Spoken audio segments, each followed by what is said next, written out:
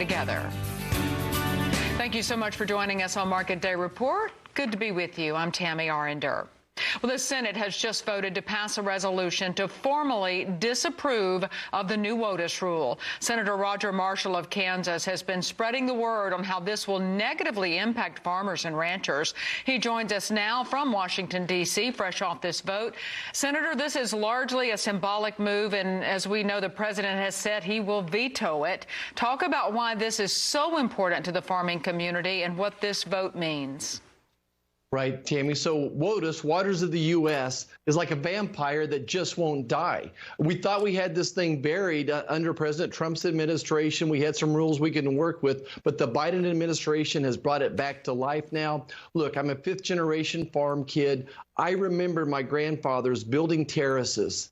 And now the U.S. government wants to regulate the water running off those terraces, let alone the dry creeks, those puddles. The ply is out in our fields as well. So we've tried everything we can to roll them back to give our farmers and ranchers certainty. By the way, this could cost over $100,000 per acre to mitigate. So a huge, huge cost to American agriculture. Oh, it certainly is. Our farmers and ranchers, they need this clarity. They need to be able to get this settled. Why do you think EPA was so quick to publish this new rule before the Supreme Court hands down its decision in the Sackett case?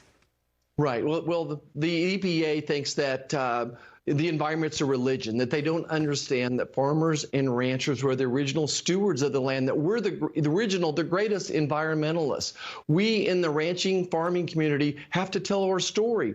All of us need to be telling our stories to our legislators, through our agriculture associations, to the EPA to say, look, we want to give this land to our future generations. And by the way, the waters are cleaner today than when I was growing up. The soil is richer than when I was growing up. Agriculture is doing a tremendous job, but please don't overregulate us. Don't drive up the cost of doing business. That's right. And we all know that the farmers and ranchers are doing a fantastic job of taking care of their land, their soil, and their water.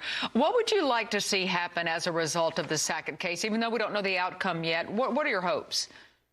Well, we hope that the Sackett case will slow down the White House. But the problem is this White House doesn't care if what they do is unconstitutional or not. So agriculture needs to step forward with 2 steps, keeps telling our story. Look, it feels like back home that this White House declared war on American energy and American agriculture the day Joe Biden was sworn in. All right, we're going to switch gears just a little bit. Ag Secretary Tom Vilsack is making the rounds on Capitol Hill this week. Now, some of your colleagues in the House really leaned into the Secretary and addressed their concerns and various provisions in the Farm Bill. What are your priorities as these talks move forward? Well, when you say priorities, it's crop insurance, the ARC funding, the PLC funding for a person from farmland. That's always going to be my priorities. But my other priority is to get this bill passed, right? So it runs out September 30th. We can't make the perfect the enemy of the good. Remember, 90% of a farm bill is for the nutrition program. So I'm trying to add some good nutrition ideas using WIC, food as medicine type of concepts. So trying to reach out to those young teenagers that have type 2 diabetes already, putting them on a better diet, helping our senior citizens when they're in the hospital going home, getting them some better nutrition when they go home. So my priorities are to take a good farm bill, make it better, but we got to get it across the finish line, and it's an uphill battle right now. It is. And, Senator, we sure do appreciate all your efforts on behalf of our farmers and ranchers, and hopefully we have some other like-minded folks as you. That's Senator Roger Marshall of Kansas. Appreciate your time today, and keep up the good work. Tammy, thanks. I'm proud to represent agriculture.